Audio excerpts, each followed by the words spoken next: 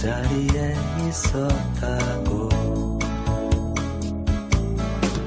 아름다운 사람들이 저마다 촛불이 되어 어둠을 이겨내고 노래하던 날, 화장실 한 번 못 가고 추위에 몸살이 나도 엄마 아빠는 그 자리 지켰다고. 그렇게 힘든데 왜 그러셨어요? 눈 반짝이며 너희가 물어오면 난 대답할 거야. 나도 말할 거야. 너희에겐 새날을 주고받다고.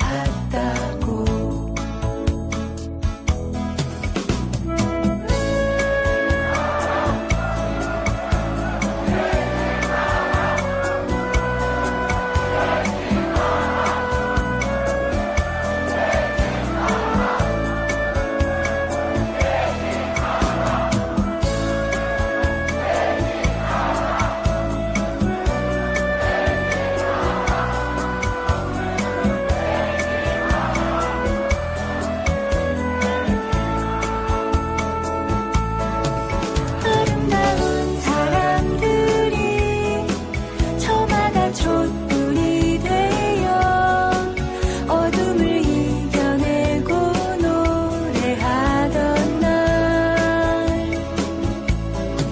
화장실 한 번 못 가고 추위에 몸살이 나도 엄마 아빠는 그 자리 지켰다고.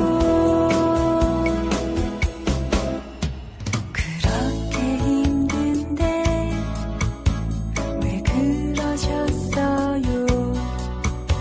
눈 반짝이며 너희가 물어보면 난 대답할 거야. 나도 말할 거야. 너희에겐 새날을 주고받다고.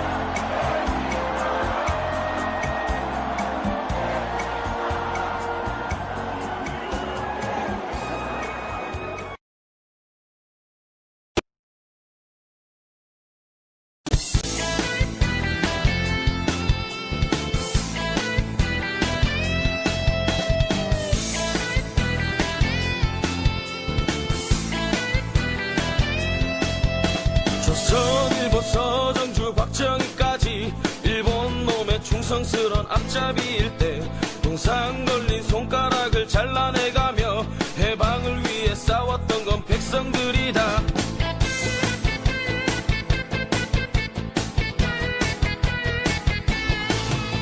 감사의 원인 전두환과 극돌만이들 5060의 부기영화 대물림할 때 잡혀가고 죽어가고 고문당하며 민주를 위해 싸웠던 건 국민들이다. 실과 친미로 배불리는 매국노들 여의도에 또아리 틀고 갈수록 적반하장 후원무치 지랄 연병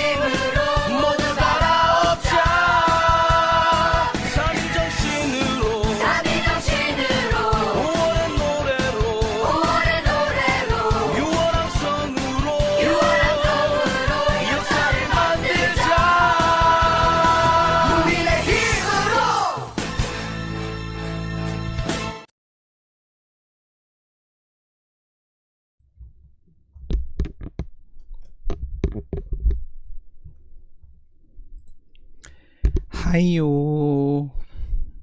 안녕, 얘들아. 나는 민쌤이야. 너희는 누구니? 한예지 학생 왔습니다. 유수진 학생, 박민우 학생, 손명기 학생, 다야. 나머지는 여기 온 사람들은 덜덜덜덜덜덜덜덜덜덜덜 하고 있는 건가? 편집도 개판인 자료를 봅시다. 여러분들을 시험장까지 안전하게 모시겠습니다. 시작! 취소 소송의 원고 적격은 처분의 상대방인지 여부가 아니라 상대방 여부를 따지지 말라. 상대방과 제3자 문제가 아니죠. 그 취소를 구할 법률상 이익이 있는지 여부에 따라 결정되는 것이며, 행정법 분쟁의 인류형의 적극적 불이익 처분, 상대방 방어 소송 외에는 전부 다 별도의 검토가 필요하다. 상대방의 경우에는 어떤가? 인류형의 경우에는 법률상 이익이 인정되는 겁니다. 그 부분도 법률상 이익을 가지고 따지는 겁니다. 다만 판례에 따르게 되면 불이익 처분의 상대방은 법률상 이익이 그냥 인정되는 것 뿐이죠. 출입국관리법은 대한민국의 출입국 질서와 국경관리라는 공익보호를 목적으로 할 뿐 대한민국에 입국하고자 하는 외국인의 사익까지 보호하는 취지로 해석되지는 않는다고 볼 것이므로, 이 외국인은 대한민국에 들어온 적이 없는 외국인을 말하는 것이겠죠. 네, 이동 중입니다. 버스에서 들으시면 됩니다. 그러라고 유튜브가 있는 것이지요. 네. 이미 대한민국에 입국하여 상당한 기간 체류한 외국인이 귀화 불허가 처분, 체류 자격 변경 불허가 처분, 강제 퇴거 명령 등을 다투는 경우와 달리 얘네들 같은 경우에는 법률상 이익이 인정될 수 있다라는 것이죠. 왜 그렇게 봐야 되느냐? 이제 기준이 나옵니다. 아직 대한민국에 입국하지 않은 외국인은 대한민국과 실질적 관련성이나 대한민국에서 어머머? 저것이?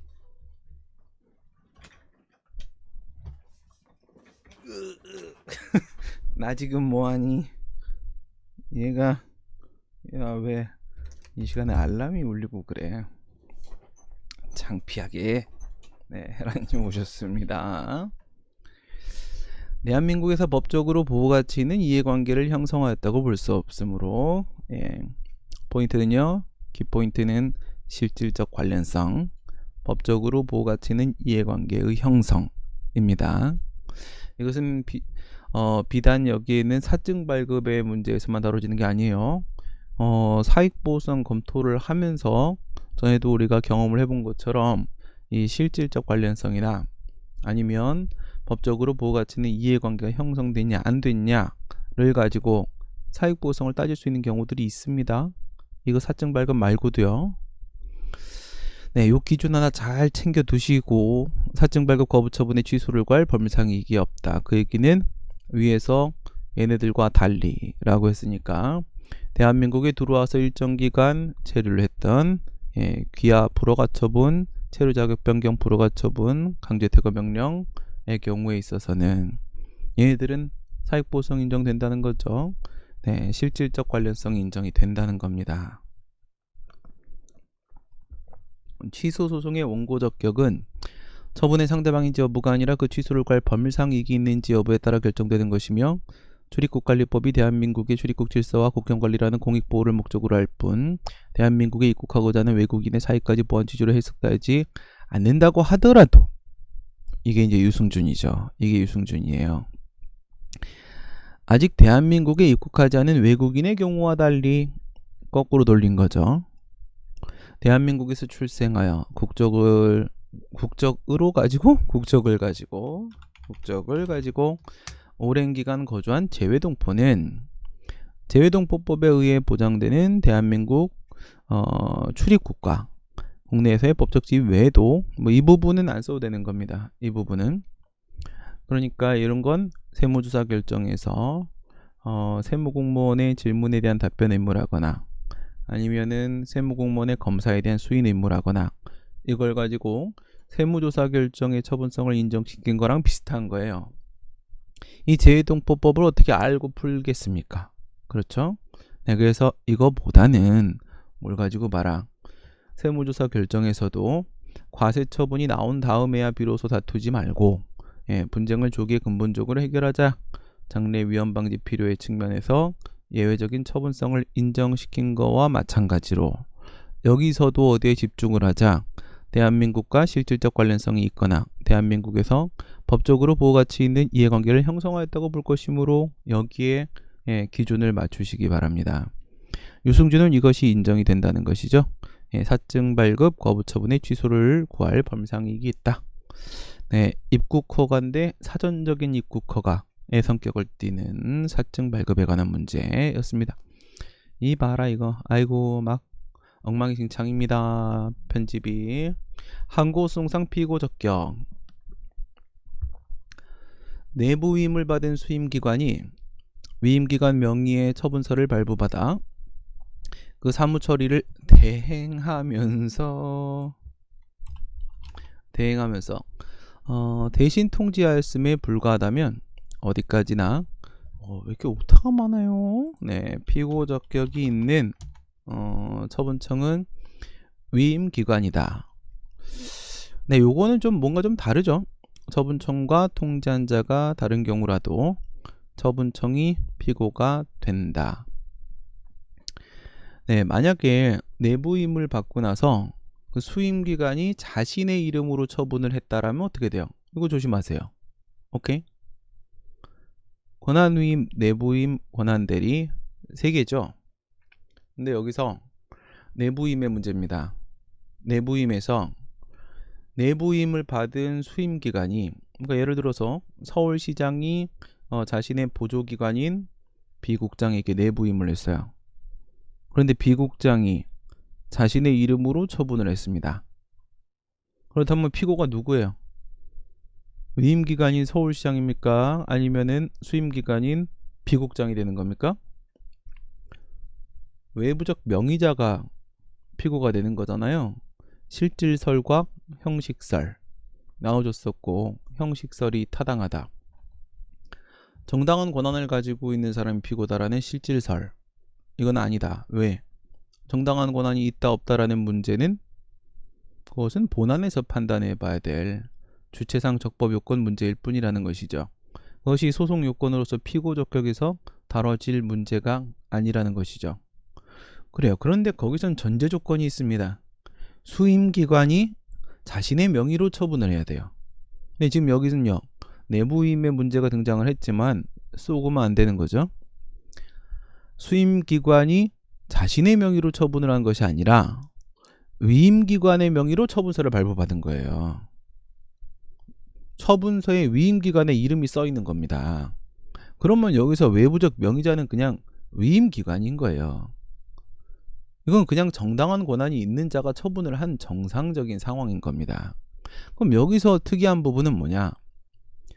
그 내부임을 받은 사람이기 때문에 이를 그냥 대신해주는 부분이 있잖아요. 그래서 대신 통지를 해줬을 뿐이라는 거예요.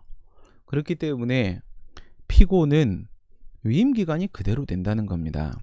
네, 전유리 학생 맞습니다. 네, 어떤 차이인지 느껴지시죠? 수임기관이 자신의 명의로 처분했으면 수임기관, 외부적 명의자인 수임기관으로 봐줄 겁니다. 그런데 여기는 그 처분서에 위임기관의 이름이 써 있다. 이게 바로 어떤 사건이었어요? 서훈 취소 사건이었었죠. 시일야 방성대곡 장지현 씨, 네, 친일 8호, 친일 반민족 행위자로 확인이 됐단 말이에요. 그래서 기존에 줬던 서훈을 취소합니다. 대통령의 권한 사무예요. 근데 국가보훈처장이 내부임을 받아가지고 대신 그 서훈 취소 처분서를 보내준 것밖에 없어요. 거기에 국가보훈처장의 이름이 써있지 않았단 말이에요. 네, 거기 이렇게 돼 있어. 처분을 한 사람, 예, 처분청은 대통령 이렇게 써 있고, 그리고 이제 밑에 네, 통보를 하는 사람은 국가보훈처장 이렇게 써 있는 거예요. 그러면 처분청이 중요하지 통보한 사람이 뭐가 중요해요? 처분청 이름이 써 있다는 거죠. 위임기관 대통령이라고. 그럼 피고는 그냥 대통령이 되는 것 뿐이라는 겁니다.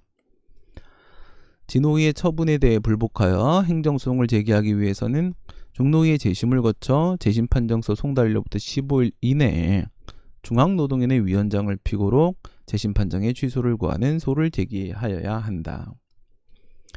예, 원래는 이렇게 대표자가 피고가 되는 것이 아니죠.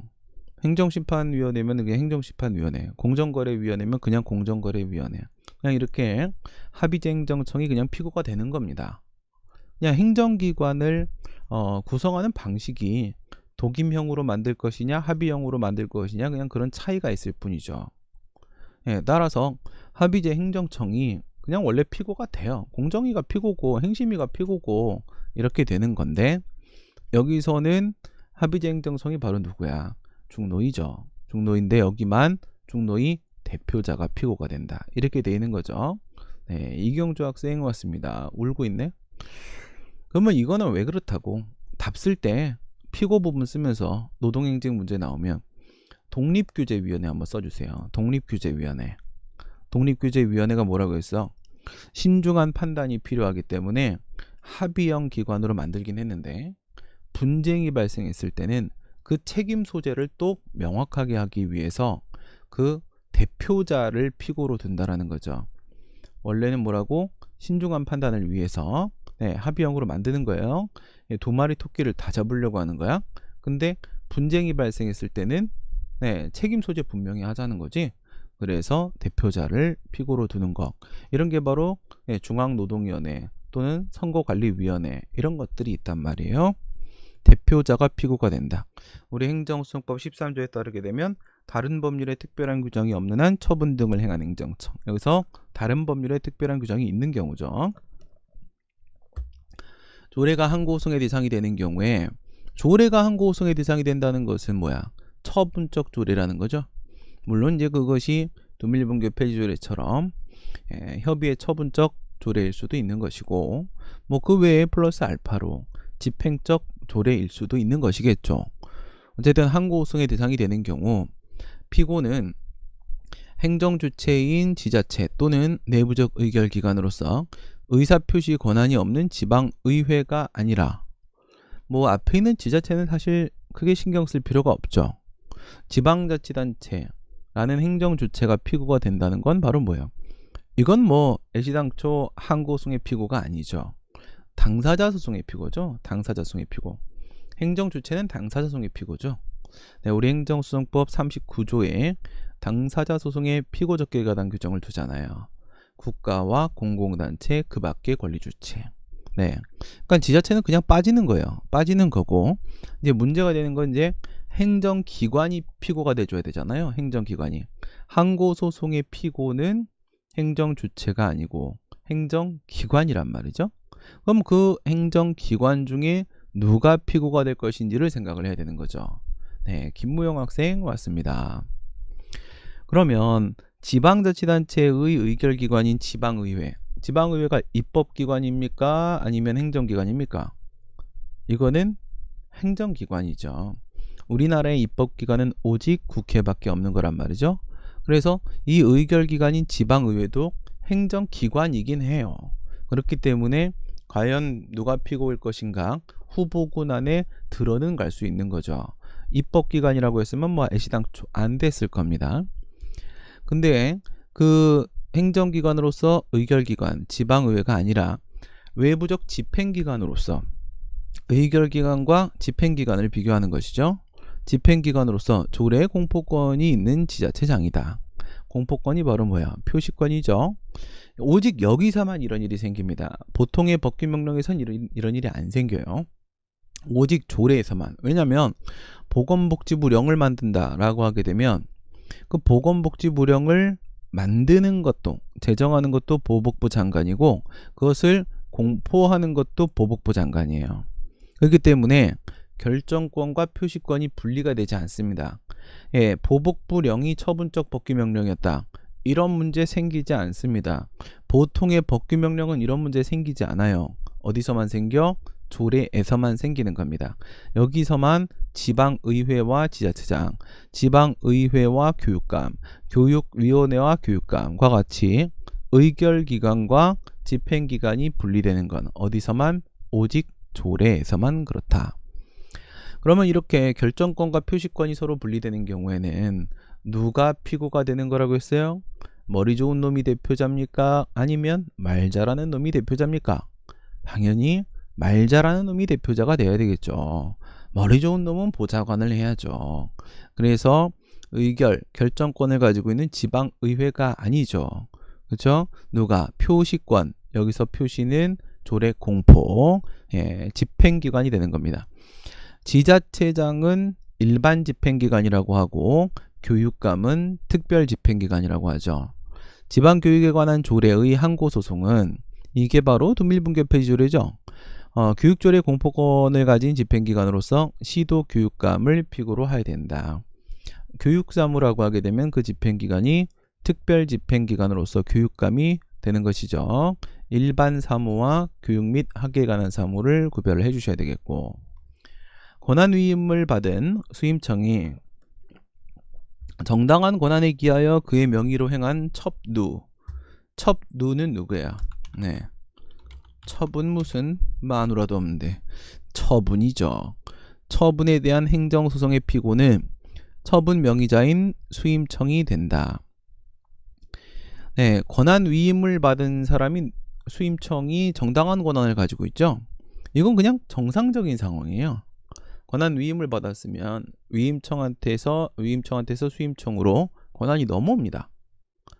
얘가 권한을 가지고 있고 또 뭐래요? 자기의 명의로 했다잖아요. 여기서 중요한 건 뭐야? 그의 명의로. 권한 위임이 됐는데 권한을 상실한 위임청이 자기의 명의로 만약에 처분을 한다면 그때 피고는 누가 되겠어요? 그때 피고는 또 외부적 명의자, 그냥 위임청이 되는 것이죠. 네, 여기서 권한을 넘기고 또 권한을 넘겨받은 수임청이 자기 명의로 처분했다는 거예요.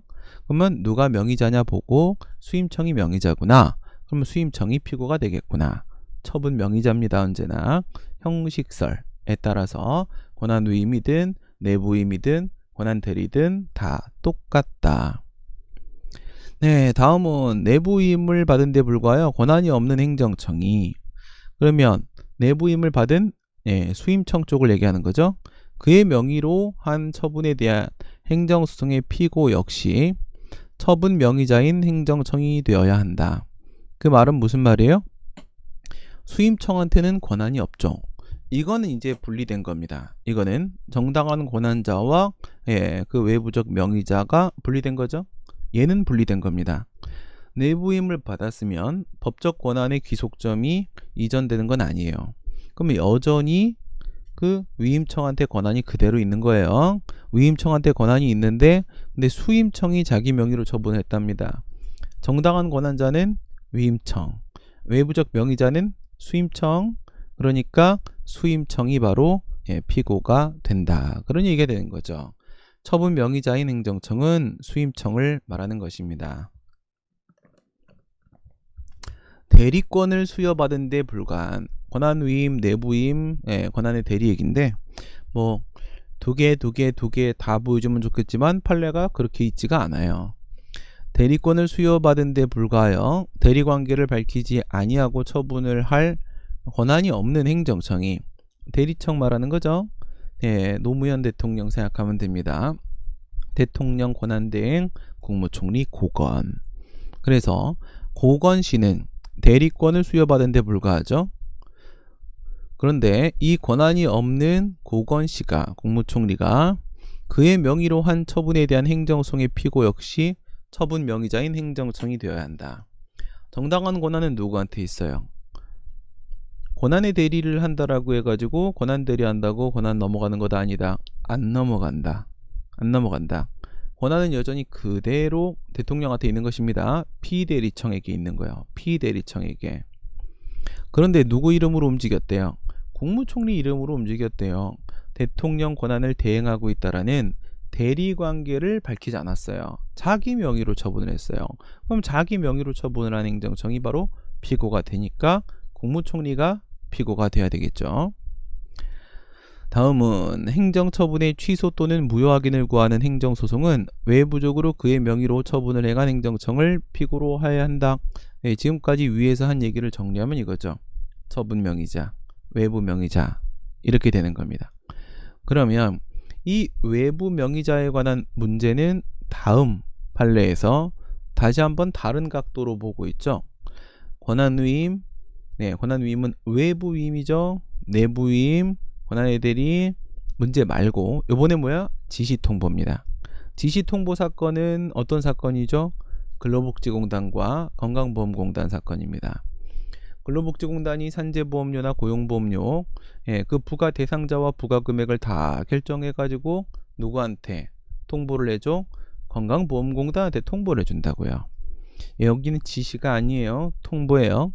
상급행정청이나 타행정청의 지시나 통보에 의해 상급행정청은 지시, 타행정청은 통보. 지금은 근복공단과 건보공단은 서로 간에 상급행정청, 하급행정청의 관계가 아니죠. 그러니까 타행정청의 통보 이쪽에 걸리는 겁니다. 행정처분을 하게 된 경우에도 그 취소 또는 무효 확인을 구하는 행정소송은 외부적으로 그의 명의로 처분을 행한 행정청을 피고로 한다. 이건 무슨 말입니까? 이거는 근로복지공단이 건강보험공단한테 통보해주고 그리고 건강보험공단이 그것을 부가 고지했다면 외부 명의자는 누구예요? 외부 명의자는 건강보험공단이죠. 따라서 건강보험공단이 피고가 돼야 된다는 것입니다. 네, 이 문제는 보험료징수법이 개정된 이후 상황이에요. 이후 상황. 만약에 보험료징수법 개정 이전에 처분이 이루어지고 이후에 소송을 제기한다. 이렇게 되면 어떻게 되는 거지? 오케이?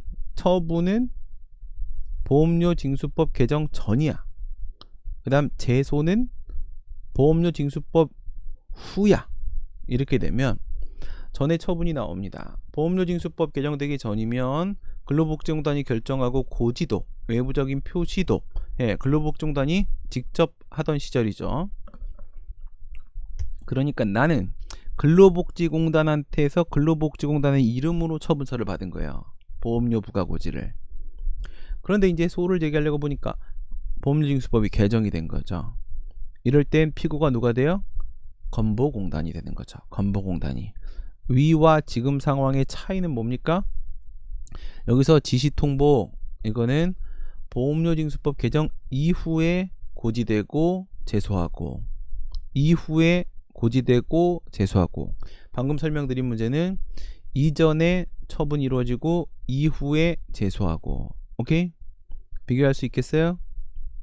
다시 보험료징수법 개정 이전에 처분이 나오고 이후에 제소를 하게 되면 이거는 행정소송법 13조 1항 단서의 권한의 승계입니다. 권한의 승계 문제예요. 그 다음에 보험료징수법 이후에 처분하고 또한 제소하고 이렇게 될 때는 지시통보의 문제입니다. 지시통보 이쪽에 문제가 되는 거예요. 그렇게 되면 외부적 명의자 그러니까 건보공단이 피고가 된다. 건보공단이 무슨 말인지 알겠죠? 두 개를 비교를 하시기 바랍니다. 네, 이 작가님 오셨습니다. 지시통보는 뭐야? 보험료징수법 이후에 모든 게 이루어지는 거야. 지시통보는 이후에 처분과 제소와 모든 게 이후에 이루어지는 거야. 네, 외부적 명의자만 보면 돼. 외부적 명의자 문제는요. 외부적 명의자 문제는 왼쪽 날개에다가 권한 잡아 놓으시고 오른쪽 날개에다가 통보 잡아 놓으세요. 알겠어요? 한쪽엔 권한, 한쪽엔 통보 이렇게 잡아 놓으세요. 권한을 다른 놈이 가지고 있어도 소용없어. 통보를 다른 놈이 나에게 했어도 소용없어. 그냥 외부적 명의자가 피고야. 알겠어요? 그냥 외부적 명의자가 피고인 거야. 네, 누가 나한테 통보, 지시 통보했어도 상관없어요. 정당 권한을 딴 놈이 갖고 있어도 상관없어요. 지시 통보, 정당 권한 다 소용없어요. 그냥 외부적 명의자가 피고가 되는 겁니다. 네, 다음은 취소의 피고가 되는 행정청은 처분 권한을 가진 기관을 말하고 실질적인 의사가 그 기관에 의하여 결정되더라도 대외적으로 의사 표시를 할 수 없는 내부 기관은 피고 적격을 갖지 못한다. 이거는 무슨 말입니까? 실질적인 의사가 그 기관에 의해서 결정되더라도, 이건 단순한 내부적 의결기관을 말하는 거죠. 내부적 의결기관.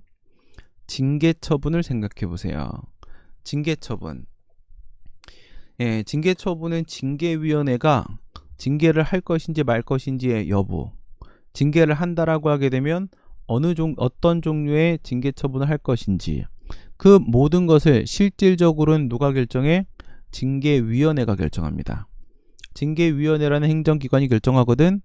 하지만 징계위원회는 단순한 내부적 의결기관에 불과한 것이고, 따라서 대외적으로 의사표시를 못합니다. 대외적인 의사표시는 누가? 징계권자가 하게 된다고.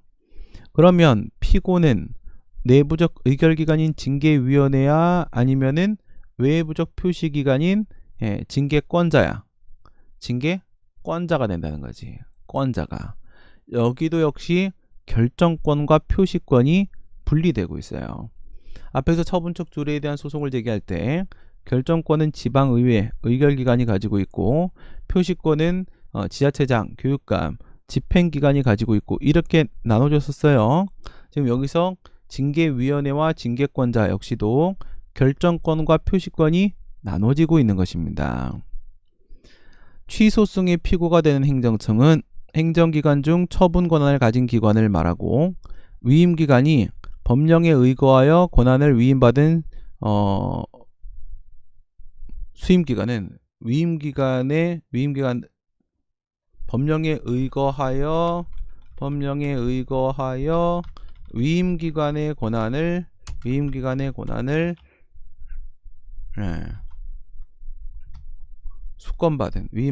뭐 이렇게 동어 반복이야. 수임기관은 해당 사무에 관한 결정권과 표시권을 가짐으로 수임기관이 행정청의 지위를 가진다. 요건 그냥 위에 있는 권한위임과 차이가 없죠. 만약에 A 행정기관으로부터 B 행정기관에게 권한이 위임되면 이제 정당한 권한을 가지고 있는 건 바로 수임청, B 행정기관이 되는 것이고, 얘가 결정권과 표시권을 다 갖는 거예요. 알겠어요? 다 갖는 거예요. 그러니까 이건 뭐 그냥 정상적인 상황인 거예요. 누가 피고가 된다고? 수임기관이 되는 거라고. 수임기관이. 이게 어떤 사건이었지? 보건복지부 장관이 예방접종 보상금 지급과 관련돼서 질병관리본부장에게 권한을 위임했던 사건이죠. 보건복지부 장관이 질병관리본부장에게 권한을 위임하게 되면 질병관리본부장이 바로 그 보상금 지급 여부에 대한 결정과 그 다음에 그에 따른 의사표시로서, 대외적인 의사표시로서 지급 행위 모두 누가 갖는다? 질병관리본부장이 갖는다. 따라서 질병관리본부장이 피고가 된다. 이건 너무 당연한 거예요. 그렇죠? 넘어온 겁니다. 그리고 정상적으로 권한을 가진 사람이 처분을 한 상황이에요. 그냥 질병관리본부장이 피고가 되는 거죠. 협의의 소익 들어가도록 하겠습니다. 취소소송상 협의의 소익. 행정소송법 12조 소정의 법률상 이익은 이것도 괄호놀이 그거구나. 아이고야. 행정소송법 12조 소정의 소정이라고 하게 되면 1문, 2문 다 포함하는 거죠. 법률상 이익은 당해 처분의 근거 법률에 의해 보호되는 이익을 말한다. 그 얘기는 12조 1문도 2문도 모두 다 법률상 보호이익이라고 보는 것이죠. 원고적격설입니까? 협의의 수익설입니까? 입법 비과오설입니까? 입법 과오설입니까? 이건 입법 비과오설이죠. 이건 원고적격설이죠. 12조 2문이 1문과 똑같이 원고적격을 의미하고, 그리고 법률상 보호이익을 의미하고, 그리고 12조 2문의 취소는 여전히 형성소송이다, 이렇게 보는 원고적격설의 입장이죠. 이 법률상 이익의 의미에 관한 논의는 협의의 소익에 관한 문제 출제되면 무조건 때려박는 겁니다. 무조건. 그래서 12조 1문, 2문 모두 다 법률상 이익이라고 규정을 하고 있고, 예. 그 의미가 무엇인지에 대해서 명시적으로 규정되어 있지 않기 때문에 과연 2문이 1문과 같은 것인지가 문제된다. 이렇게 해서 원고적 격설 그리고 협의의 수익설 검토해 주셔야겠죠.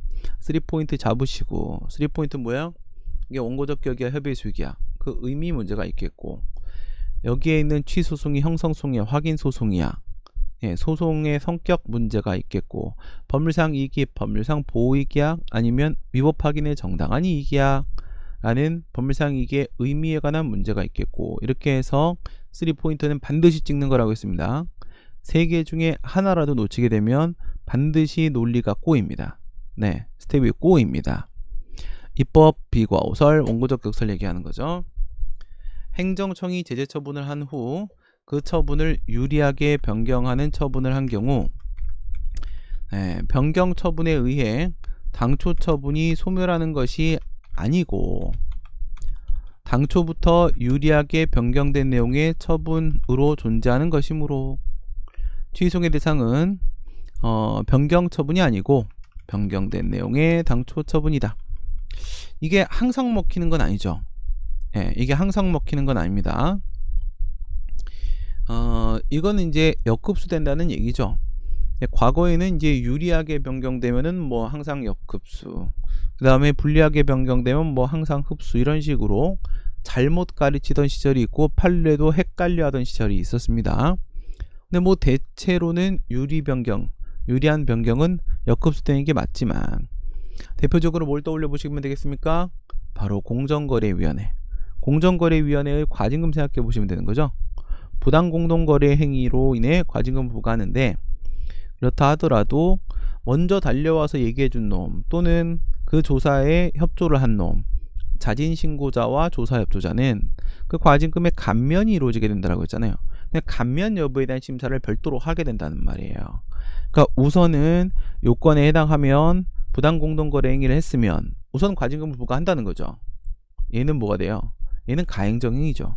그리고 나서 만약에 100억을 부과했는데 근데 감면이 되기를 20억이 감면이 됐어요. 그럼 80억이 남았죠. 그럼 이게 유리한 변경이잖아요. 감액경정이잖아. 그럼 역흡수되는 거나? 그게 아니죠. 흡수되는 거죠. 흡수. 왜? 그게 중요한 게 아니고 얘는 가행정행위다, 종행정행위다. 이게 중요한 거죠. 우리가 여러 차례 본 대로 가행정행위, 사전결정, 부분허가 이런 것들은 최종적 결정이 나오면 전부 다 흡수되는 거잖아요. 그렇죠? 그러니까 유리한 변경이라고 해서 항상 역흡수라고 말할 수는 없어요. 당초 처분은 감액경정 처분에 흡수되어 실효되는 것이 아니고, 또 유리한 변경의 일종을 얘기하는 거죠. 당초 처분이 일부 취소되는 유리한 결과를 가져오는 것이므로. 예전엔 이렇게 유불리를 자꾸 따졌었어요. 옛날에는. 취소의 대상은 감액경정 처분, 즉 변경 처분이 아니고, 이 변경 처분에 대한 소를 얘기하면 어떻게 돼? 효리상 인가 다른 백남 분리에서 어디에 걸려요? 효리상 인가 다른 백남 분리에서 이렇게 유리한 변경이 이루어졌는데 그 변경 처분에 대한 소를 제기하면 그 중에 어디에 걸려요? 분리 부분에 걸리죠. 분리. 오히려 불리한 결과를 초래하게 된다. 이래야 됩니다. 그 변경 처분인 감액경정 처분이 아니고 당초 처분 중에서 일부 취소된 거니까 취소되지 않고 남은 부분이다.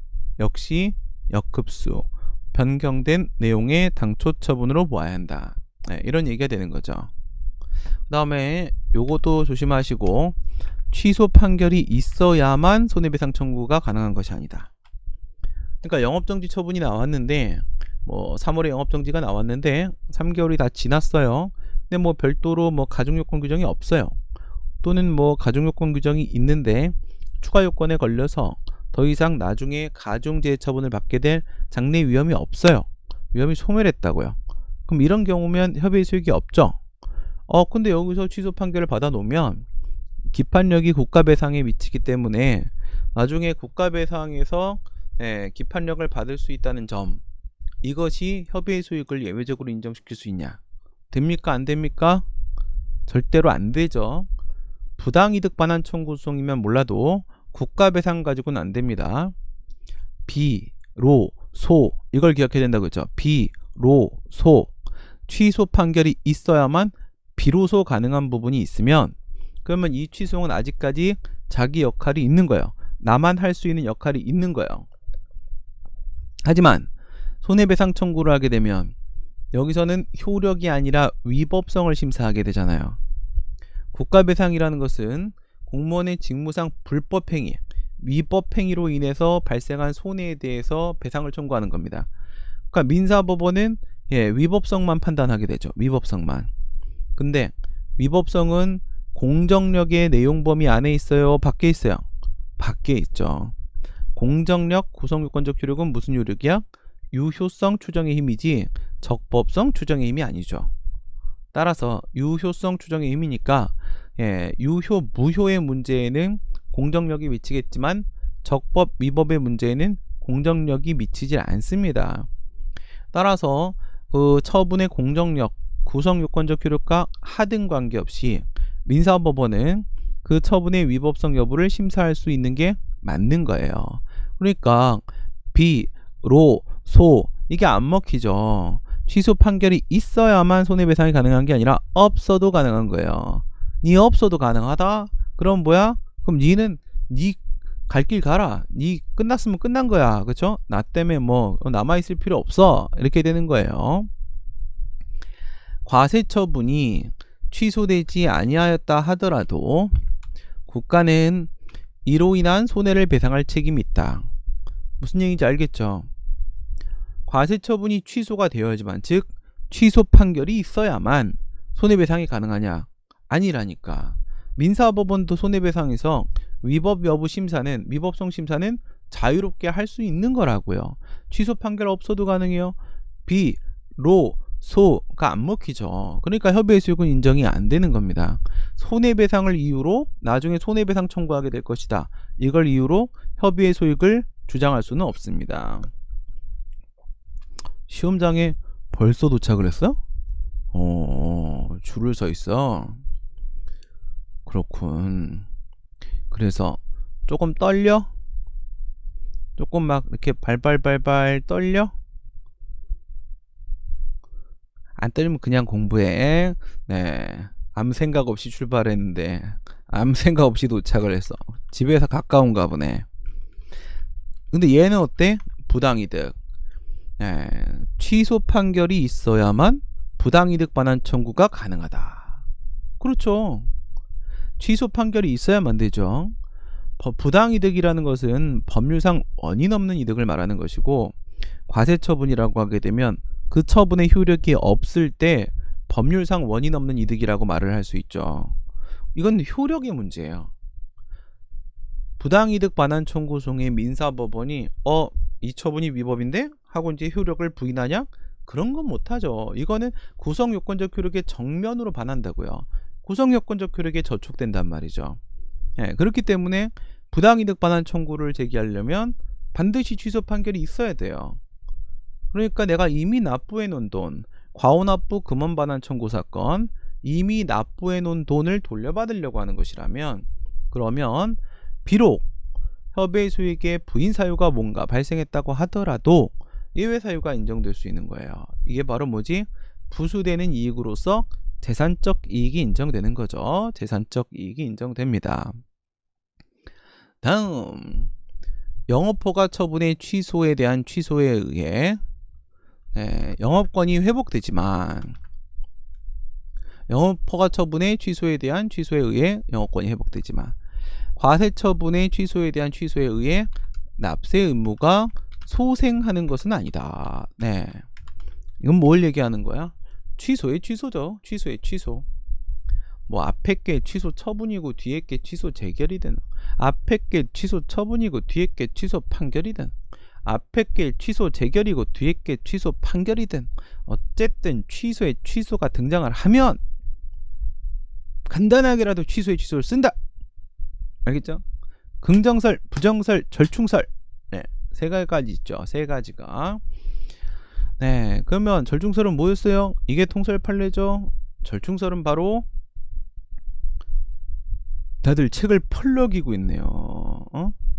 그러면 예지는 뭘 펄럭이고 있어? 예지는 핸드폰을 펄럭이고 있어요. 그쵸? 아, 지금 바람이 많이 불어? 밖에? 아직도 비 와? 밖에 아직도 비 내리는 호남선 남행열차에 하고 있어? 좀 이따 뒤풀이 때 내가 노래방 마이크 가져갈게. 네, 노래방 마이크. 빨리 시험 보고 나와. 소주나 한잔 빠라삐리뽀하게. 얼른 시험 보고 나와버려. 네. 1교시에서 승부를 끝내시기 바랍니다. 네, 저희 학교 교수님이 누구라도 들어가시면 취소의 취소는 논점으로 들어갑니다. 뭐 1, 2점이라도 하나 먹으면 어디요, 그쵸? 써봐야 4줄인데, 그쵸? 예, 취소의 취소 뭐라고 쓰면 되겠어?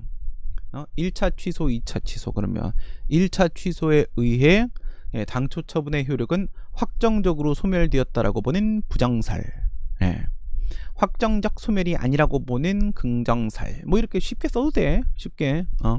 그리고 당초 처분이 수익적인지 침익적인지 당초 처분의 효과에 따라 달리 보는 절충살. 뭐 이렇게 간단하게만 써주시면 돼요. 쓰기만 쓰면 점수는 나오는겨. 그리고 대신에 학설명만 쓰지 말고, 알겠어요? 그 학설이 주장하는 내용을 간단히 써. 그건 꼭 써야 돼. 한마디라도. 그리고 뭐 학설명이 안 떠오르면 어떻게 하면 돼? 그냥 대충 뭐뭐라고 주장하는 견해, 뭐뭐라고 주장하는 견해, 이렇게 그냥 풀어서 쓰면 돼요. 알겠어요? 학설명이 안 떠오른다고 학설명 떠올리려고 막 그러지 말고 그냥 뭐뭐라고 주장하는 견해, 이렇게 쓰시면 됩니다. 네. 아무것도 생각이 안 나면 학설을 만들어. 알겠지? 학설 만들어. 학설이 막 3개가 있다고 해도 그 3개가 있는 게 아니에요. 사실은 7개가 있는데 내가 3개로 줄여줬는지 어떻게 알아? 그쵸? 네. 그리고 내가 3개를 얘기하는데 교수님은 2개를 얘기하는지 어떻게 알아? 네. 뭔가 어쨌든 내가 선택할 견해 하나 있잖아. 그치? 내 결론은 나와 있을 거 아니야. 내 결론은 이쪽으로 가야지. 그죠? 내 결론 나와 있잖아. 그럼 반대쪽의 주장이 꼭 있어. 알겠어? 그 반대쪽의 주장 하나 만들어내. 그러면 돼요. 꼭 있어. 그건 내가 장담해. 알겠어요? 네, 꼭 있어. 나도 그래. 여기에는 분명히 이런 견해가 있을겨 하면은 논문 찾아보면 꼭 있어. 그래서 꼭 있어. 나도 그런데 너네가 생각하는 건 꼭 있어. 알겠지? 꼭 있어. 꼭 있으니까 생각이 안 나면 안 날 리가 없어. 안 나면 그냥 만들어. 내 생각의 반대쪽에다 한 놈 갖다 놔. 그리고 내 생각대로 A라고 주장하는 견해, 반대쪽에다가 B라고 주장하는 견해 하나 그냥 박아놓으면 되는 거야. 하여튼간 구색만 맞춰. 알겠어요? 구색만 맞춰. 행정명령에 불과한 시행규칙상, 시행규칙 형식의 행정규칙, 시행규칙까지는 법이 아니라고 봤죠? 시행령, 대통령령까지 가야지만 법이라고 보죠. 가중요건 규정으로 인한 장래불이익은 법률상 이익이 아니라고 봤던 것이 우리 필기노트에 나와 있던 내용이죠. 이게 이제 옛날 판례죠. 옛날 판례. 2006년도까지. 그쵸? 그리고 이제 환경영향평가 대행업자 사건에서 2007년도부터 입장이 바뀌죠. 뭐라고 얘기해? 그 가중요건이 법규 명령에 규정되어 있는지와 상관없이 이렇게 얘기합니다. 그러니까 외부적 구속력이 있는지 없는지와 상관이 없다. 법규 명령은 법이니까 대외적 구속력이 있어야 되잖아. 상관없다. 네, 내부적 구속력만 인정되면 공무원의 법령 준수임을 고려할 때 공무원은 그걸 어떻게 안 따르냐? 따르지 않을 수 없다. 그 장래불이익은 구체적이고 현실적이다. 지금은 기준이 무엇입니까? 법률상 위험이다, 사실상 위험이다, 이 문제가 아니죠. 지금의 기준은 바로 구체적이고 현실적인 위험이다, 아니다, 이겁니다. 가중요건 규정이 있으면 이러면 나중에 6개월 영업정지, 그 다음엔 영업허가 취소, 이런 식으로 가중제의 처분을 하겠다 되어 있으면 공무원은 반드시 그것을 따를 수밖에 없으니까 현실적 위험이 되는 것이고, 거기에 나중에 어떤 처분을 한다는 게 특정돼 있으니까 구체적 위험이 될 수 있죠. 네, 현실적이고 구체적인 위험이면 충분하다. 그게 지금 현재 입장이죠. 그렇게 보면은 가중요건 규정이 법률에 있든 시행령에 있든 시행규칙에 있든 훈령에 있든 아무 상관없죠. 다 협의의 소유권 인정이 되는 거죠. 건축사 업무정지 명령의 정지기간이 경과하더라도 동처분을 그대로 방치함으로써 장래에 가중제처분을 받을 우려가 있어 장래 위험 방지의 필요에 따라 그 취소를 구할 이익이 인정되지만은 네, 질문 방식도 이야기해 주세요. 질문 방식 뭐 어떤 질문 방식?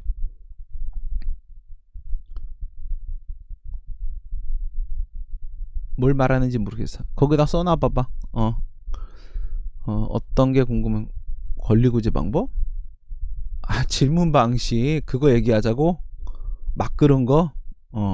막 그런 거 그거가 막 그런 거가 그냥 말로 합시다. 어디 있는지 자료 지금 찾을 시간 없으니까 그냥 수단은 이렇게 물으면 어떻게 할 거야? 응? 그냥 수단 소송상 수단은 이렇게 물어보면 소송상 수단은 이것은 소송상 권리구제 수단을 묻는 겁니다. 심판상 수단은 심판상 권리구제 수단을 묻는 겁니다.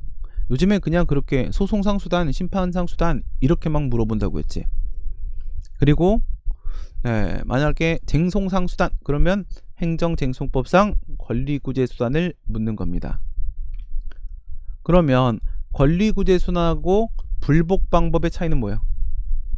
권리구제 수단하고 불복 방법의 차이는 기본적으로 뭐가 들어간다? 가구제 들어간다. 가구제. 그쵸? 가구제 들어가죠. 가구제 들어가시고요. 그 다음에 추가로 무명항고소송 넣어주죠. 무명항고소송. 그쵸? 그래서 뭐 예를 들어서 행정소송법상 불복 방법은 이렇게 물어보면 그냥 그 항고소송만 얘기해 주시면 돼요. 행정소송법상 불복 방법은 그러면 심판 얘기는 안 꺼내도 되죠. 소송 얘기만 하면 되죠. 가구제 얘기 무명항고소송 안 꺼내도 되죠. 그냥 그 취소송 무효하겠죠. 이것만 얘기하면 되는 거죠. 행정쟁송법상 불복 방법은 하게 되면 예, 소송상 수단 하나, 그 다음에 예, 항고소송 한 개, 그 다음에 행정심판 한 개 이렇게 제시해 주시면 되는 거죠. 심판상 네, 불복 방법 이렇게 물으면 어떤 행정심판 얘기하면 되는 건지 찾아주시면 되는 거죠. 행정소송법상 권리구제 수단 이렇게 물으면 권리구제 수단 물으면 그땐 가구제 무명항고소송 추가해 주시는 거죠. 뭐 너무 쉽잖아. 이거 이거 할 게 뭐가 있어? 응? 안 그래? 너무 쉽잖아. 네, 이거 너무 쉬워서 내가 재미가 없어. 그러니까 지금 느끼는 것만 그대로 하면 돼. 그러니까 쟁송법 그러면 소송하고 심판하고 둘 다 쓰는 거고, 소송으로 몰아주면 소송만 쓰고 심판으로 몰아주면 심판만 쓰고, 불복 방법 그러면 가구제랑 무명항고소송 빼버리고, 권리구제 수단 물으면 네, 가구제하고 무명항고소송 집어넣어주고 이렇게 들어가면 되는 거예요. 권리구제 수단 물을 때 절대로 간접강제, 직접강제 같은 강제 수단 쓰는 거 아니고요. 쓰면 감점 당합니다. 감점을 안 당해도 시간 낭비 때문에 감점 당합니다. 그래서 강제 수단 절대로 쓰는 거 아니고요. 그리고 뭐 그냥 권리구제 수단 물으면요, 부당이득 반환 청구 소송이나 국가배상도 들어갈 수 있죠. 그쵸? 얘를 당사자송으로 볼 것이냐 민사송으로 볼 것이냐에 따라서 달라질 수 있지만 그냥 권리구제 수단 묻게 되면은 뭘로 간들 뭐 어때? 민사송으로 가든 행정송으로 가든 상관없죠. 네. 뭐 그 정도. 네. 그리고 이제 8시네. 8시. 네, 뭐 여기 계신 분들 다 나갈 때까지 계속 하고 있을게요. 1교시가 내 과목이지? 네. 네, 개돼지 46 도착외고 3호 극혐님 오셨습니다. 네. 안 주무십니까? 네. 그 다음 보시면 이제 이 건축사 업무정지 명령 사건, 여기도 이제 가중요건 규정이 있기는 있는데 여기서 문제되는 부분은 바로 뭐예요? 1년 통산 12개월, 연 2회 통산 12개월 이거였었죠. 연 2회 통산 12개월 중에 뭐가 중요한 거야? 연 2회 통산 12개월 중에 무엇이 중요하다? 연 2회가 중요하죠. 연 2회가. 그렇죠. 아니 합쳐가지고 12개월이 넘어가면은 아예 등록을 취소하는 거거든. 근데 처음 받은 게 만약에 11개월이라고 하더라도, 처음 받은 게 11개월이면 극단적으로 가봐. 처음 받은 게 11개월이야. 그러면 사업정지 딱 한 번만 더 나오면 무조건 12개월이 넘어가는 거지. 그런데 그 사업정지 처음에 11개월짜리를 받고 그리고 나서 1년이 지나버리면 어떻게 돼요? 그러면 이번에 2개월을 받아서 총 12개월이 넘어간다고 하더라도 연 2회를 벗어나 버렸기 때문에 그 장래 불이익은 실현되지 않아요. 그 위험은 이미 소멸이 되어버린 거라고요. 그래서 먼저 가중 요건 규정이 있는지 살펴보고, 그 다음에 추가 요건 규정이 있는지 살펴보시고 이렇게 판단을 하셔야 됩니다. 사실 모든 법에는 그 추가 요건이 있어요. 국민건강보험법에도 있고 이렇게 건축사법에도 있고 다 있어요. 있는데 그것을 문제에서 주어주느냐 그렇지 않느냐에 따라서 추가 요건 부분을 검토할 거냐 말 거냐가 달라지는 것 뿐입니다. 원래는 모든 법에 다 있어요. 있는데 문제에서 주어지지 않기 때문에 우리가 그동안 검토를 안 했던 거고, 건축사법 문제에서만 검토를 했던 것입니다. 그러니까 제시가 됐냐 안 됐냐를 보시면 됩니다. 대집행의 실행이 종료된 경우에는 개고 처분 또는 대집행 실행행위 자체의 취소 또는 무효 확인을 구할 법률상이익이 없다. 이거는 이것뿐만 아니라 사실 앞에 철거명령, 그 다음에 개고 처분, 그 다음에 대집행 영장에 의한 통지, 확정이죠. 그 다음 대집행 실행, 여기가 핵심이죠.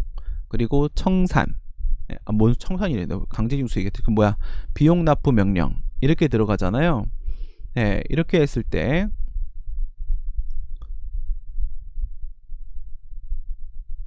실시간 소통 스피커들은 리스판스 타임 1초인 신민방송을 보고 느껴야 한다. 딴 데서 반응을 안 하나 보구나. 딴 데 잘 안 가봐서 잘 모릅니다. 딴 데 가고 할 자시고 할 시간이 없어가지고 오늘 학생들 시험 끝나면 저도 유튜브 좀 서핑을 해보려고 생각 중입니다. 이게 말이에요, 여러분들. 그 대집행의 4단계 절차에서 핵심은 어디에 있어요? 모르면 3번 이거죠. 4개 중에 하나 고르면 3번째지, 5개 중에 하나 고르면 4번째지. 바로 그거예요. 대집행 실행이죠. 강제 철거. 그 철거를 막으려고 하는 거잖아. 맨 앞에 있는 철거 명령에 대한 소송을 제기하든, 대집행 절차의 출발을 알리는 개고에 대한 소송을 제기하든, 아니면 바로 그 다음 2번째 단계의 대집행 영장 통지에 대한 소송을 제기하든, 아니면 그 당사자 그 자체인 대집행 실행에 대한 소송을 제기하든 간에 이것들은 모두 다 철거되는 것을 막기 위한 겁니다. 철거되는 것을 막기 위한 거예요. 근데 철거가 돼버리면 어떻게 돼요? 이건 이제 목적 달성 불가로 그냥 전락해버리는 것이죠. 그쵸? 목적 달성 불가가 돼서 전부 다 협의의 수익이 없다. 이렇게 됩니다. 협의의 수익이 없다. 대집행 실행은 권력적 사실행위죠. 그 집행이 종료됨에 따라서 그 자체에 대한 소송을 제기했을 때뿐만 아니라 앞에 처분들에 대해서 제기했던 소송들도 죄다 소익이 없어서 각하될 수밖에 없습니다. 그럼 뭐 해야 돼요? 전부 집행정지가 필요한 거죠. 집행정지가 철거명령에 대한 소송도 집행의 정지, 그 다음에 개고에 대한 소송도 절차의 속행정지, 그 다음 확정처분에 대한 소송도 절차의 속행정지, 대집행 실행에 대한 소송도 효력의 정지를 걸어야 됩니다. 반드시 집행정지를 신청을 해야 되고요. 그 다음 임기 만료된 지방의원은 의원으로서 지위를 다시 회복할 수 없으므로, 이건 바로 뭡니까? 효리상 인가 다른 백남분리에서 상이죠. 원상 회복에 불가. 회복할 수 없으므로 제명의결 취소를 유지할 법률상이익이 없다. 이게 바로 종전판례. 옛날엔 그렇게 봤죠. 이거 언제야? 2006년 이전이죠. 2006년 이전. 예, 지방의원직이 명예직이던 시절입니다. 지금은 월정수당을 수천만 원씩 받고 있단 말이죠. 그래서 이제는 달리 보죠. 임기 만료된 지방의원이 의원으로서 지위를 다시 회복할 수 없다 하더라도 제명의결 취소소송상 월정수당 지급을 구할 법률상이익이 있다. 바로 뭡니까? 부수되는 이익으로서 월정수당 돈 그쵸? 재산적 이익입니다. 재산적 이익이 부수되는 이익으로 인정됩니다. 심동지처럼 컨텐츠가 지식강자인 경우도 빠른 소통 일진데 입만 있고 귀가 없는 자들이 소통이랴.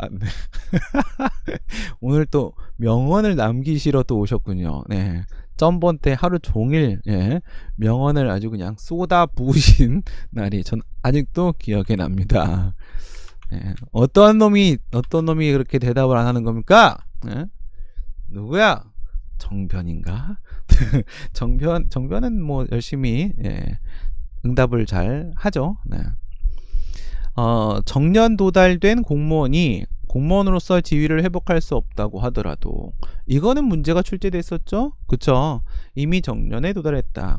우선 원상회복 불가 사유가 인정되는 건 맞고요. 얘는 뭐예요? 급여 청구와의 관계에서 아직 파면 처분의 취소를 구할 법상이익이 있다. 이건 뭡니까? 당사자 소송으로 급여 청구 소송을 제기할 때 위에서 당사자 소송으로 월정수당 지급 청구 소송을 제기할 때 이미 제명의결이라는 처분, 파면이라는 처분이 존재하고 있는 이상 얘네가 유효하게 존재하고 있으면요, 제명당한 사람인데 어떻게 돈을 주겠어? 파면당한 친구인데 어떻게 돈을 주겠어? 그렇죠? 그러면 이것들은 당사자 소송이잖아요. 당사자 소송의 수소법원이 아무리 행정법원이어도 걔네들은 권한이 없어요. 처분을 취소할 수 있는 권한, 처분에서 공정력을 제거할 수 있는 권한, 그 권한은 오직 취소소송의 수소법원, 취소심판의 행정심판위원회, 그리고 처분청 자신, 얘네들밖에는 없단 말이에요. 아무리 당사자 소송의 법원이라고 하더라도 취소권 없습니다. 공정력을 제거할 수 있는 권한은 없는 겁니다. 그렇죠? 김도윤 학생 왔습니다. 그러니까 이렇게 당사자 소송으로 월정수당 지급 청구 소송, 그 다음에 급여 청구 소송 제기하면 어떻게 돼요? 100% 기각될 수밖에 없죠. 그러니까 취소 판결을 통해서 그 공정력을 제거해 줘야만 당사자 소송의 수소법원에서도 파면 처분의 효력이 없으니까 월정수당 급여를 지급하는 게 맞겠군. 제명 의결의 효력이 제거됐으니까 이제 월정수당을 지급하는 게 맞겠군. 이렇게 원고 승소 판결, 인용 판결을 내줄 수 있게 된다는 말입니다. 그런데 말입니다. 여기서 조심해야 될 게 있지. 항상 얘네들하고 비교하면서 무슨 얘기를 했냐? 오늘 출제되는 문제 중에 뭐가 있을까? 노동행정 문제로 부당해고 문제가 나오지 않을까? 그렇죠. 무슨 문제가요? 바로 정년에 도달했다, 근로관계가 종료됐다, 이 문제가 나올 수 있겠지. 2020년 최신 판례 문제예요. 이 두 개 상황이랑 비교하면서 항상 봤던 거잖아. 근로자가 재심 판정 취소를 제기한 상태에서 소송 도중에 뭔 일이 생겨요? 정년에 도달을 한 거예요. 그러면 지방의원도 공무원도 근로자도 전부 다 지위를 회복할 수 없어요. 원상회복 불가 사유, 협의 수익 부인 사유는 똑같이 발생을 했단 말이죠. 근데 쟤네들은 제명의결이 처분이고 그 다음에 파면 처분이 처분이고, 그렇지만 근로자에게 나온 해고 처분은 행정처분이 아니잖아. 행정처분이 아니니까 민사법원이 직접 심사할 수 있잖아요. 그쵸? 이 해고 처분은 뭐야? 잘못된 거야? 무효야. 급여를 줘야 되겠네? 지금 명령 판결 내려야지. 할 수 있어요. 알겠죠? 할 수 없다는 게 아닙니다. 할 수 있고요. 그러면 여기에서 지방의원이나 공무원 부분에 있어서 바뀌는 부분이 있어요? 바뀌는 부분 없어요. 어디만 바뀐 거예요? 근로자 사건에서 해고당하고 정년에 도달한 근로자 사건에서 재심 판정 취소의 소해익 여기만 바뀐 거예요. 여기만. 무슨 말인지 아시겠죠? 이 부당해고 구제 재심 판정 취소송이라는 것이 오직 이후에 그 원직 복직만을, 그러니까 해고를 당한 이후에 원직 복직만을 목적으로 제기하는 소송이 아니라는 거죠. 지위 회복만을 목적으로 제기하는 소송이 아니라 그동안 받지 못한 임금에 대한 지급 청구의 의미도 함께 포함하고 있다라는 것이죠. 이것이 비록 민사법원이 스스로 심사할 수 있다고 하더라도 그것만으로 소해익을 부정할 이유는 되지 못한다라는 것이죠. 바로 그것입니다. 오케이? 그래서 이제는 근로자는 정년에 도달하거나 근로관계가 종료했다라고 하더라도 여전히 소해이익이 인정될 수 있다라는 점, 그 부분 비교해서 같이 기억하고 계셔야 되겠죠. 권리구제 가능성이 확실한 경우에만 소해이익이 인정된다고 볼 것은 아니다. 방금 얘기한 부분과 비교해도 의미가 있는 얘기죠. 노동위원회가 구제명령을 해가지고 임금을 지급하쇼 라고 명령을 한다고 해서 사용자가 반드시 따르겠어요? 안 따를 수도 있죠. 그럼 소액이 없는 거예요? 방금 뭐라고 했어요?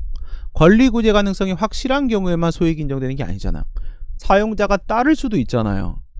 그쵸? 노동위원회의 구제명령에 따라 임금 지급하라 그러면 따를 수도 있잖아.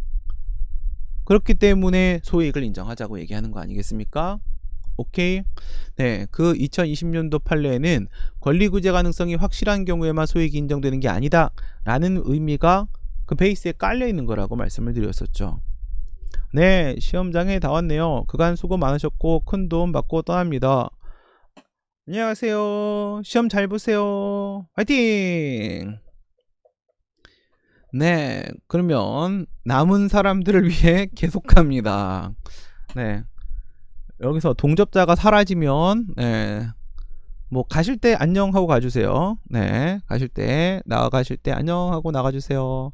그럼 저도 그때 방송을 끄겠습니다. 처분의 상대방이 아니더라도 경원자에 대한 허가 처분의 취소를 구할 원고적 격이 있다고 볼 것이나, 그쵸? 경원관계가 성립되면 을에 대한 허가는 단순히 을에 대한 허가의 의미만 갖는 게 아니라 그 안에는 을에 대한 허가와 함께 갑에 대한 겁의 의미가 포함되어 있으니까 갑을 겨냥한 부분이 있으니까 외형상 제3자라고 하더라도 갑도 역시 그 처분의 상대방으로 인정할 수 있다라고 했죠. 경원관계인지만 검토해 주시면 되는 거라고 했습니다. 서로 양립할 수 없는 배타적인 상호관계, 경호관계가 성립된다는 것만 보여주면 되겠고, 그런데 원고적 격은 인정되지만 명백한 법적 장애로 인하여 자신의 신청이 인용될 가능성이 처음부터 배제되어 있는 경우에는 정당한 이익이 없다. 이 정당한 이익이 없다는 바로 원고적 격이에요, 협의의 소익이에요? 협의의 소익입니다. 협의의 소익, 그쵸? 네, 끝까지 남아서 못하게 해야지. 진짜 극혐. 그치? 나도 잘 거거든요. 네, 애들 시험 보내 100분 동안 나도 100분간 잠을 잘 거거든요. 네, 이건 뭐예요? 명백한 법적 장애 요인이죠. 네, 효리상 인가 다른 백남 분리에서 100 명백한 법적 장애 요인. 아무런 실익이 없다는 거죠. 이건 단지 남을 괴롭히는 의미밖에 없다는 것이죠. 이건 그냥 이론적 의미밖에는 없는, 실익이 없는 소송이라는 거죠. 이런 문제는 행정고시에서 출제가 됐었죠. 그렇죠? 비영리적인 전통문화 육성 사업에 공모를 하는데, 근데 한 친구가 뭐였어요? 거기서 을이 영리사업이라고 했죠. 영리사업. 그러면 갑에게 행해진 보조금 지급 결정에 문제가 있어서 그것에 대한 취소 판결을 이끌어낸다고 하더라도 을은 죽었다 깨나도 보조금 못 받아요. 그쵸? 이럴 땐 뭐야? 협의의 소익이 인정되지 않는다. 협의의 소익이 인정되지 않는다. 효리상 인가 다른 백남 분리에서 100입니다. 인근 주민들이 반대한다는 사정만으로 허가를 거부할 수는 없다. 민원이 제기가 된다. 인근 주민들이 반대한다. 아무 의미 없어요. 그럴 땐 여러분 뭘 봐야 돼요? 민원 제기한 게 중요한 게 아니라 그래서 그 내용이 뭔데? 이걸 보셔야 되는 겁니다. 내용을 봐야 되는 것이고, 네, 인근 주민의 반대. 이건 법적인 문제가 아니에요. 그냥 사실적인 문제입니다. 그냥 시끄러운 거야. 시끄러운 겁니다. 이거는 명백한 법적 장애 요인이 되지 못합니다. 인근 주민들의 반대는 개발제한구역 중 일부 취락을 개발제한구역에서 해제하는 내용에 도시관리계획 변경 결정에 대하여 개발제한구역 해제 대상에서 누락된 토지 소유자는 위 결정의 취소를 가할 법률상 이익이 없다. 어떠한 처분과 직접적 관계없이 이미 침해된 권리라면 그 처분이 취소된다고 하더라도 이로써 회복되는 것이 아니므로 그 취소를 가할 법률상 이익이 없다. 소의 목적, 회복을 구하는 이익과 무관한 소의 대상, 네. 취소를 구하는 처분 선정에 따른 무익한 소송. 네, 무익한 소송. 참 내가 이렇게 괄호에다가 팁을 달아 놓고도 웃긴다. 그쵸? 이게 무슨 상황이에요? 이게 무슨 상황이냐면 이 동네에 개발제한구역 그린벨트가 묶여 있었어요. 그런데 원래는 내 땅까지 포함을 해서 이 그린벨트를 풀어주기로 했거든요. 이제 그린벨트가 필요가 없는 거야. 그런데 주변에 그린벨트를 다 풀었는데 내 땅만 안 풀린 거예요. 내 땅만. 오케이? 그러면 내 땅만 빼고 그린벨트를 해제하는 처분 때문에 나의 이익이 침해된 거예요? 아니면 원래 그린벨트가 묶일 때부터 나의 이익이 침해된 거예요? 원래 그린벨트가 처음 묶였을 때 내 땅값이 똥값이 된 거예요. 그렇죠? 원래 그린벨트 처음 묶일 때 그때 내 이익이 침해된 거지, 이번에 나 빼고 그린벨트를 해제해줘서 내 이익이 침해된 게 아니라는 거예요. 지금 그 얘기를 하는 겁니다. 네, 어떠한 처분과 직접적 관계 없이 이미 침해된 어떠한 처분, 이게 바로 뭐야? 그린벨트를 해제해주는 처분, 철회 처분이거든. 네, 이거하고 직접 관계가 없어. 이미 침해된 권리야. 옛날에 그린벨트 묶일 때 침해됐던 권리란 말이죠. 그러면 지금 여기서 나 빼고 그린벨트를 해제한 철회 처분한 그 처분을 취소시키면 나의 이익이 회복이 됩니까? 내가 원하는 건 뭐예요? 내 땅도 그린벨트를 해제시켜 달라는 거잖아요. 그쵸? 근데 다른 사람들 땅에 대한 그린벨트 해제를 취소시키면 나는 변하는 게 없어요. 난 그냥 그대로예요. 쟤네들만 다시 그린벨트에 묶이는 거예요. 그쵸? 쟤네들만 그린벨트에 묶이는 거야. 이게 뭐야 이게. 그쵸? 그러니까 나는 내 땅을 그린벨트에서 풀어달라, 이거를 원하는 건데, 소의 목적은 이거랑 하등에 관계없는 소의 대상을 선정한 거죠. 취소를 구하는 처분은 그린벨트를 취소해달라라고 소송을 제기하면 또 몰라. 근데 그건 또 이미 재소기한 지나서 뭐 제기하지도 못하지. 그래도 어쨌든 그린벨트를 취소해달라 이렇게 소를 제기하면 그래도 말은 돼. 근데 남들 그린벨트 해제한 걸 취소해줘서 뭔 관계가 있냐고. 무관하다고. 아무 관계없는 짓을 하고 있다. 이건 협의의 소익이 전혀 없는 소송이죠. 그쵸? 네.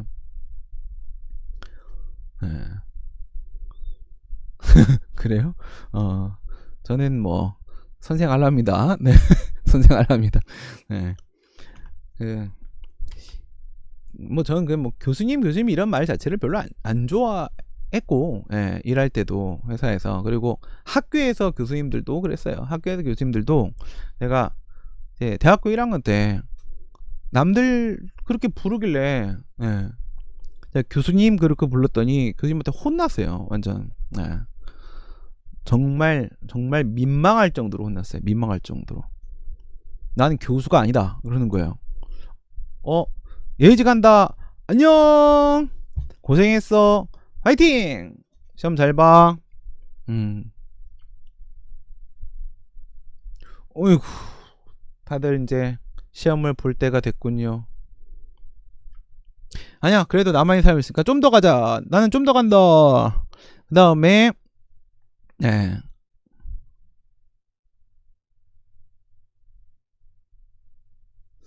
여기서 어떻게 하는 게 나을까? 어떻게 하는 게 나을까? 어떻게 하는 게 나을까?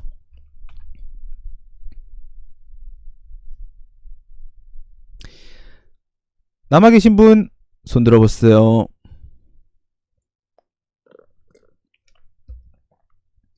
예, 우리 학생들 중에 남아있는 사람 손 들어보세요.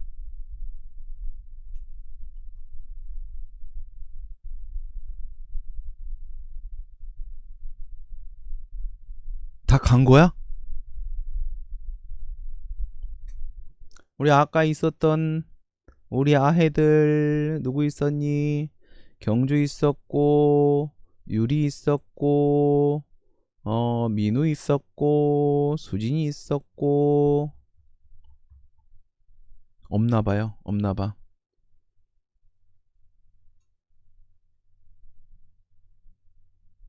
무영이도 있었죠. 다시 한 번만 묻고 방송 끄겠습니다.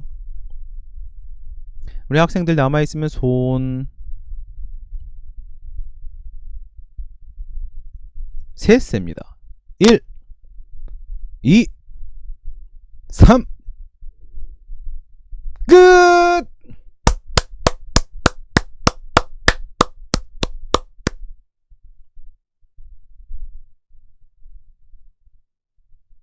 수진이 있었네. 수진이. 고생했어.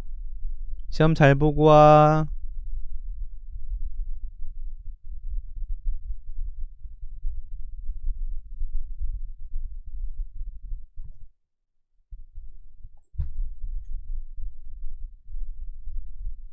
이크. 물가에 내놓은 아이들 같아.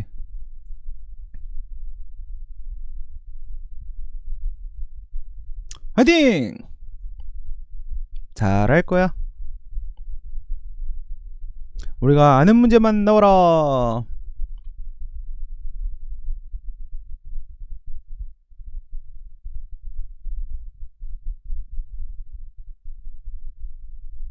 네, 이제 다들 간 것 같습니다.